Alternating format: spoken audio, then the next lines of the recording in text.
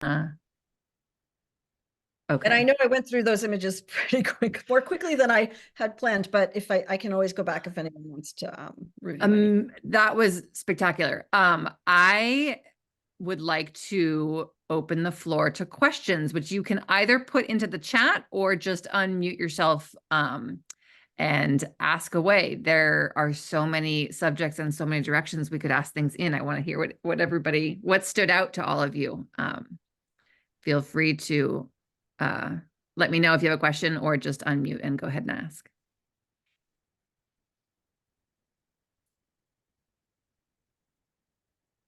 I've been taking notes. Yeah, I think that having that Zoom thing like threw me a little, so I probably I went know. through that really Yes. quick, but hopefully it was coherent enough. There's so much to see and so much to think about. Kamala. Yeah, I'll go ahead and just make a sort of comment question. I'm in Texas and we have the cochineal on, I have it on the nopal on the cactus, and I used to have it, and then we had our big winter storm Uri, and my cactus, most of it died, and I haven't had cochineal since. But yeah, I mean, I was aware of some of what you said, and I learned more things. And how do you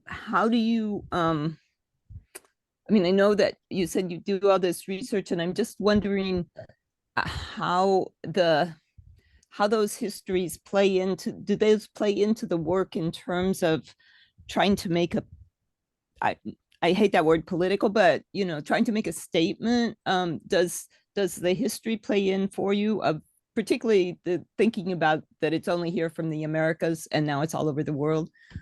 And in the spirit of the land acknowledgement, I don't know, how do we feel about that? I guess that's my question. Yeah, I think that they're definitely, I think that a polemic can be in a work in many different ways, right? Right. I'm interested in the politic. I'm interested in the materials. Materials always bring their histories into the work, always. And sometimes it's very visible and sometimes it's not, right? So I'm very interested in both in my own work and in all of my work with artists in thinking about the constellation of discourses that surround any group of objects. And that includes their material histories, their technological histories, scientific histories, et cetera, et cetera. So yes, I think that that's very important to me. Now, I also want it to be a kind of multi-layered experience. So for example, one might encounter one of the large red pieces and be like, oh, beautiful large thing, and then that there's a multi-layered response. That's a particular strategy. I don't think there's a right strategy. There's only the strategy that one wants to choose as an artist, right? Where you want the sort of politic or polemic to be kind of located in the object. And so it's been a kind of amazing to me how people have come in and visibly seen much of this kind of what I would think of as embedded content and seen it as very visible. So it's important for me for it to be there. It's important for it to be discoverable. And it's important for me to kind of understand where I want to locate it, even though obviously we don't have control over a viewer, but we can, I talk about it as like choreographing an encounter. I can't control how you interpret something, but what I do have is I can set up the conditions for an encounter. So I think about that a lot. I want to set up the conditions for like an aesthetic encounter that has these multi-layers, so that it has a kind of, I think a sort of an openness to it, as well as a kind of a punch as well. So that's important to me. I think that there's lots of different strategies for that. And obviously in some of them, like the Cochineal project, it's much more visible. You know what I mean? The Witness project are much more visible. I'm using that very deliberately to tell a certain kind of story about the conquest and the kind of invisibility of these stories when we're, drinking your Starbucks strawberry drink or whatever it is, not realizing, or putting lipstick on your face, you know what I mean? Not understanding that there is this kind of very large constellation of histories that we are all, it's a web. We're all inside of it. You cannot be outside of it, right? So thinking about how you want to situate yourself and what kind of perspective you want to take on that is, I think, you know, what we do as artists. And yeah, so I mean, I can say more about that, but does that answer? I don't know if it's an answer, but it's amusing, right? It's a reflection. Yeah. Which, what I think, what I want to do with the work is to set up, again, an encounter that poses a lot of questions. Some of them quite pointed, other ones more oblique, and not kind of answer them, Mhm. if that makes sense. Perfect. Thank you. I don't know if I'm pronouncing your name correctly. Kinkin, you are up next with your question. Thank you. First, I'd like to thank you, Patricia, for such inspirational talk. And I just want to let you know, if you need more, I'm in Northern California in Faro along American River. We have a lot of skull all over the place. I thought because I do a lot of Chinese ink, a lot of ink art. Ah. So I thought I should try this ink to compare with the real Chinese ink, what it is. I have not get to that step yet, but if you need some gall, whatever, you know, I'll email to you. So I will send you as much as you want. I love And it. another question is, well, I'm pretty interested with historical story about your dye with the red dye. It's like a cochina, or there's also oak gall.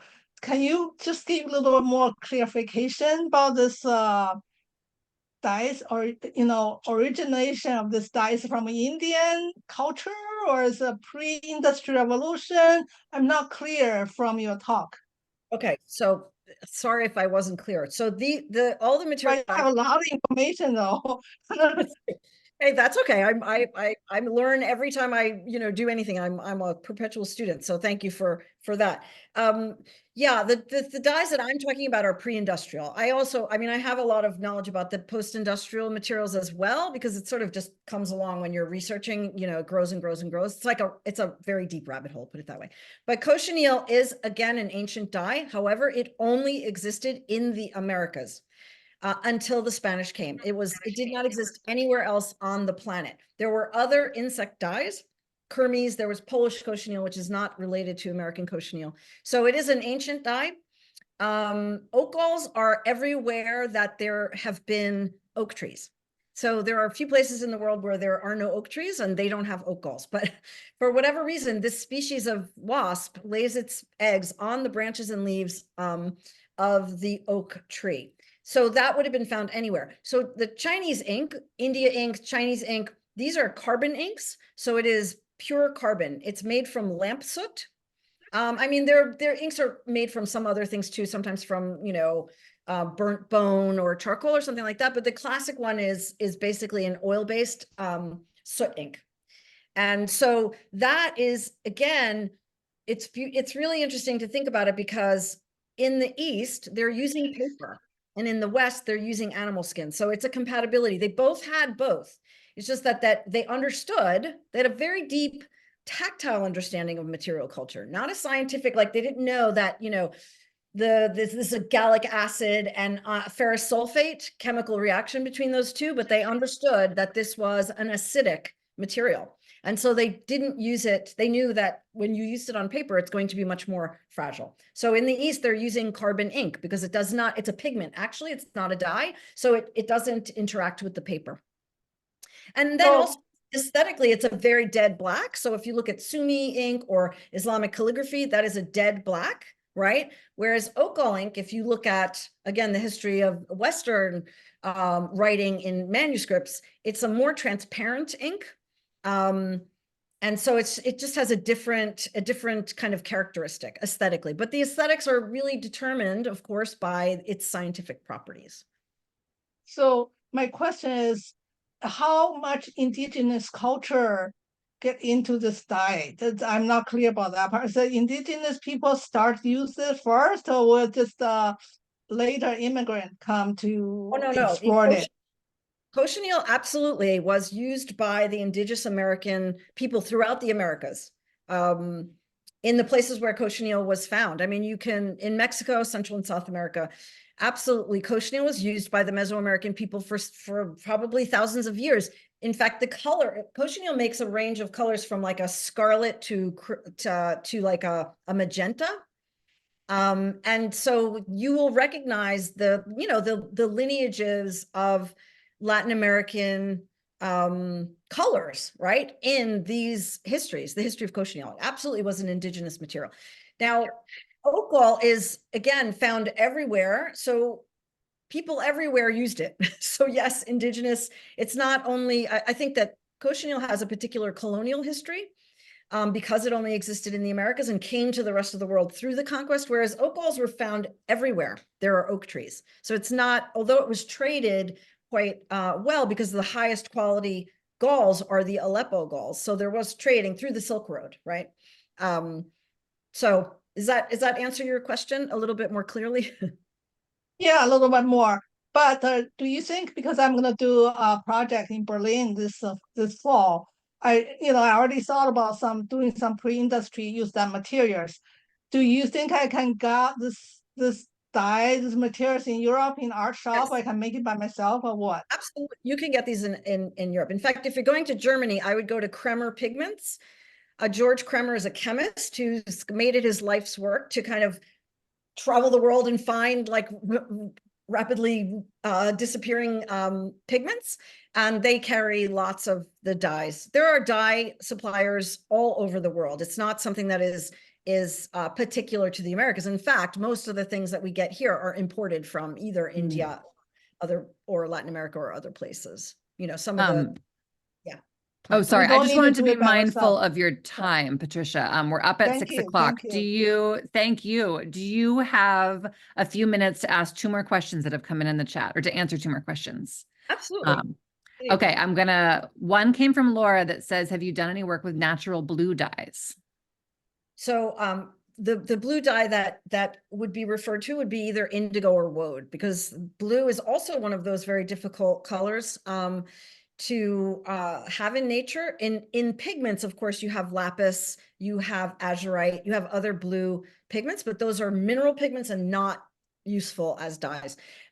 So indigo is, of course, was named because mostly came from, I'm not going to give you a whole history of indigo now, it's too much, but came from India. However, their indigo plants are like a family of plants. So they had them around, those were found around Europe as well. But the indigo production in Asia, South Asia, and also in the Middle East was quite strong. The woad is something that was found all throughout Europe. And in fact, the blue used in the Celtic tradition is woad. So it is not related in terms of the plant, is not related to indigo. They're distinct, very distinct species, but they make the same color. And woad, as gardeners know, and there's probably some gardeners in this group, but as gardeners know, woad is like a plant that consumes all of the minerals in your garden. So if you plant it, you have to be super careful, because it'll just eat up everything. It'll eat up all the nutrients. So it's kind of a not a great plant for a garden, but it was a blue dye, very similar to indigo, that was used throughout Europe. Thank you. I am going to, in just a moment, open up to Therese with one more question. But before I do that, I just want to say to all of you, thank you so much for joining us here tonight. And especially Patricia, that was like so fantastic. I want to say, if you missed any of Patricia's contact information and you have questions, I'm sure we all still have questions, reach out to her or to me. We're at info@weedartist.org. I'm about to put it in the chat. So when we sort of close up here in a few minutes, if there are unanswered questions, you can reach us that way, and we can put you in touch with Patricia and continue learning more about all of this amazing information. So Therese, please go ahead. Patricia, what a tour de force. It was so amazing. And actually, I was taking screenshots and putting them in a Google Doc, and keeping track of, just to keep track of the, this scientific presentation. And so I had a comment and also a question about some of the objects in one of the installations. And So you had a slide where it showed your dyeing process with the cochineal. So every wall was covered with cochineal, including the floor. And each of the different types of lace or textile, they absorbed the cochineal in different ways. Absolutely. And I was really imagining a cochineal installation where the whole space is full of this color and all of its different variations. And I love the messiness of this and how the gravity of the fabric and the clotheslines. Like I could just imagine walking through the whole thing. And after it dries, does it have a scent? Because you can almost smell it through the slides. Yeah, it's interesting you say that, because I'm what I call like an intentionally sloppy dyer. And part of that is because I'm really interested in the kind of the visceralness of it, right? This is not, you would not have clothing because I don't filter the dye. Like there's still dye stuff on the textiles. There's like the residue on there. Like I want that visceralness to be really present. So it does have a smell, actually. It's not like overpowering. You wouldn't walk in a room and be like, oh my gosh, what is that smell?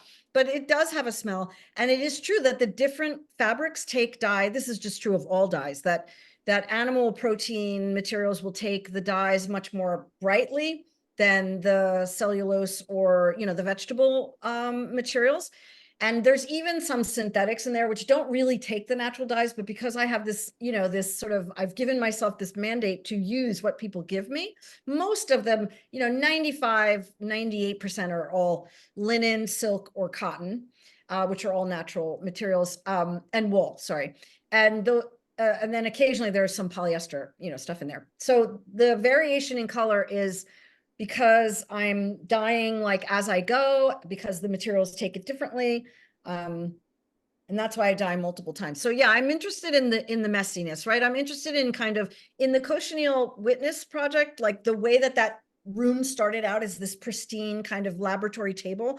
And then as time went on, like the wall was dripping and the table that was really important to me, because I feel like this idea, this kind of, this again, dichotomy or binary between nature and humans, like we're not outside of nature, we are part of nature, and this kind of associating nature with othered people and women and stuff is really problematic. And so I wanted to have this kind of pristine environment that gets kind of the sort of earthy visceralness gets continually drawn into the space until it's kind of unavoidable. So I'm interested in this kind of unavoidableness of the thing that's in front of you, which is part of that kind of feminist manifesto of softness, that like the large things are so big, you're like, okay, okay, you're like a really big soft thing, so it's both really powerful and strong and doesn't cede any ground to its kind of softness and all those adaptability and flexibility and all those things that I think of as strengths. So thank you. And I had one other question. In I think it was your Oak Gal exhibit, you had these wall sculptures that looked like they had a magnifying glass, and then there was a backlit image. What were those structures? well, they're actually linen testers. They're like this big, they're linen testers, or what's the other name for them? If you're a textile artist, you would, or textile person, you would know. They're linen testers, or I'm blanking on the other name. It's a little magnifier. They're about an inch square. Mm-hmm.